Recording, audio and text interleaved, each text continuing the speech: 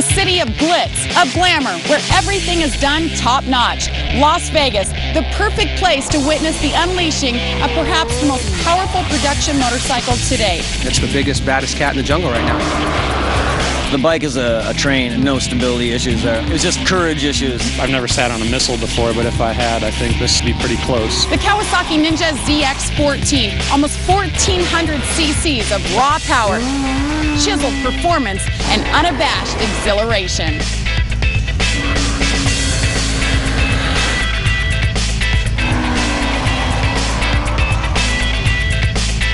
My name is Carl Edmondson. I'm a Sport Bike Product Manager for Kawasaki Motors, and I would like to welcome each and every one of you here to Las Vegas to what promises to be a historical moment as we introduce the all-new Ninja ZX14. Well, this bike is all new for us for 06, so what it is the largest sport bike engine we've ever put in, a Kawasaki motorcycle, 1,352 cc's. This is the most powerful bike in its class. What are they feeling when they put their leg over this bike? Just sheer performance. That's what this bike was designed to do. Basically, this is the quickest machine out there, as well as being the most powerful machine we built in many, many years. And it extends our legacy of high-performance, sport-oriented machines in the U.S. market. Well, my first impression is that Kawasaki definitely did their homework over the ZX12R. I mean, the bike is really smooth, it makes a lot more power, and it's a pretty impressive piece of equipment, actually. What do you think sets it apart from everything else that's on the market? Well, it's the biggest. It's the biggest one there is in sport biking right now. 1,352 cc's, I think that says it all right there. So Barry, we've seen you out there. You took quite a few passes on the drag strip. What do you think so far? Well, ZX14 is a very impressive motorcycle. Kawasaki's really done their homework here. The bike, I think, nails the market thereafter, and it also actually expands it a little. I think they're going to find a lot of sport touring guys are going to really love this motorcycle on top of course, the drag race guys are going to literally come unglued over it. Kawasaki really did an excellent job with the new ZX14. What I'm most impressed about is the torque. There has been no bikes in the past that you buy from the dealership and you can just go to the drag strip and race them without changing the gearing. So it's quick from start to finish? From start to finish. Ask these editors. They're definitely feeling the monster. Basically, we wanted to give the journalists a chance to enjoy the bike in a high-speed environment on the oval and a really high-acceleration environment on the drag strip, and they're going out and riding on the street, you know, for the everyday use. So we wanted them to walk away with just a great variety of riding experience. Flat out in top gear, there's some looming white walls in front of me, so I guess I had to think the better of keeping it pinned, but yeah, it just kept pulling and pulling and pulling, so it was really surprising. It's all about acceleration, reaction time, seeing how this bike really responds, the throttle response, how it picks up revs, how it has a nice linear power band, but boy, then it has a really good hit about that quarter mile. They'll really feel it. What are you expecting out of this year in the racing season? Well, I think the ZX14 is going to make a big explosion in the drag racing community. You know, the aftermarket is really going to focus on this bike for this year and even next year. Are you excited about kind of seeing what you can do? Of course. For me in the aftermarket business, it's a great platform, and we're really excited about the potential. On the oval, that was probably more bike than I could really handle. At the speeds I was doing, it was 170, 175 miles an hour on the speedometer, and it was perfectly stable, and I think the bike would easily go to 185, which is what they say the top speed is. I think for the amazing amount of peak performance that it offers, it also seems to be accessible, you know, rideability that a broader range of riders can tap into. It's not just for the expert, but there's plenty of, you know, potential there for the person that can use it. It's got really good mid-range pull, so if you don't make a perfect launch, the motor will pick up the slack for you and pull you out of the hole, even if you're a big guy like me. So it's remarkably easy to ride for a very powerful bike. You know, this is my first time on a drag strip, so it was kind of a unique experience for me.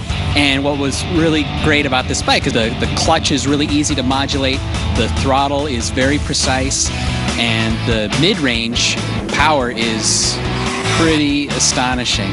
The torque is actually what enables you to get moving quickly. The horsepower takes over on the other end. So what these guys are feeling is the fact that the bike accelerates so hard, and that's where the torque plays an important role. Kevin, you were the man to beat right. You come out of the chute, you were the first one to actually break a 10-second time, which is huge on a stock bike. What was that like? Well, really, the bike is easy to do those times. First run was a 9-second run, which was a lot better than I even thought it would be. And it wasn't a fluke because you went back out 20 minutes later and did it again. Yeah, well, that's a testament to the performance that's built into the bike. When you get on it, just aerodynamically fits so well, makes it a lot easier to ride. And I think they did a great job with styling. I think right now Kawasaki is one of the leading companies with styling. We spent a lot of time with the aerodynamic bodywork of this bike. It is very narrow in the midsection to get the rider's knees and legs in closer to the bike to allow that wind to actually flow past the rider. All these little cues in various places, here on the mirrors, down here even on the front fender, is to aid in the aerodynamics of this bike.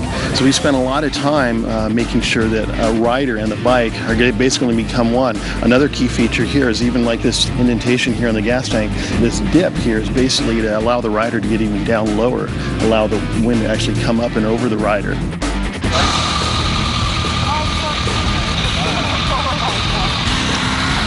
I was able to ride in the back. You just take the cover off and you could put a second person back there. How was it to you riding around on this track with me behind you?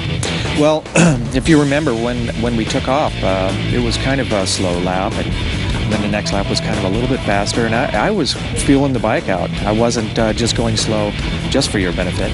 I was feeling the bike out. I wanted to make sure it was safe, and hey, I didn't really feel a difference other than wind resistance with you on the back. I was pretty much at full throttle, all the way up into the entrance of the corners. I think we were probably maybe 5 miles an hour slower than with one person, so.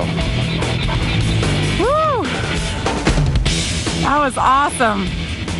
The main buyer for this machine is either going to be a ZX12 owner moving up.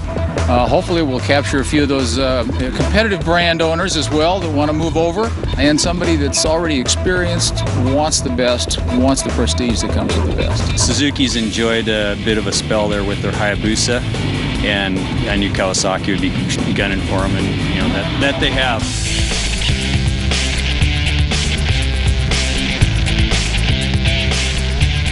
Daytona Beach, the home of Bike Week, a tradition since 1937.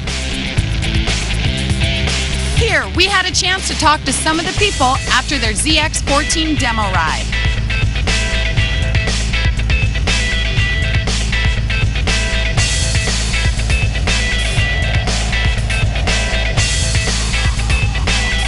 Well, welcome everybody to Kawasaki demo ride 14.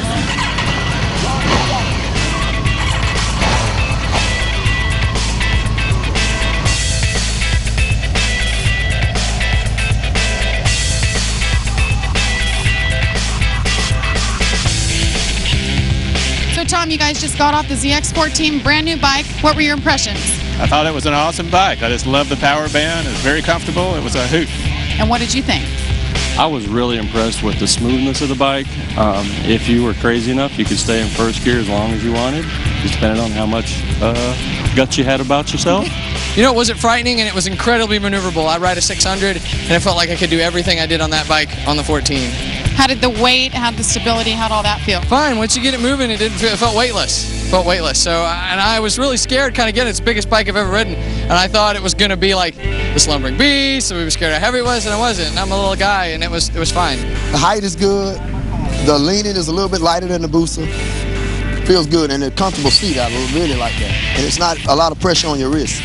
Stability, that's the thing. That wheelbase on it made me feel comfortable, and it made me feel like I could go be stable at any speed. The most fantastic bike I've ridden here, and I've ridden quite a few, getting up early every day to demo ride bikes from every manufacturer I could, and nothing compares. It's by far the most powerful bike. It was fun to ride. It's comfortable. I've ridden almost every other thing out here today, and I just loved it. It was a great ride. If you're out there and you need to one-up your man, your buddy, your bro, this is the bike to do it with. If you're all about speed and you're about coming out on top, this is the bike. The Ninja ZX14, Kawasaki's most powerful production motorcycle ever. The bar has been raised very, very high. Few will argue the impact this motorcycle will have on the industry. There's no doubt the good times, perhaps the best times, will roll indeed.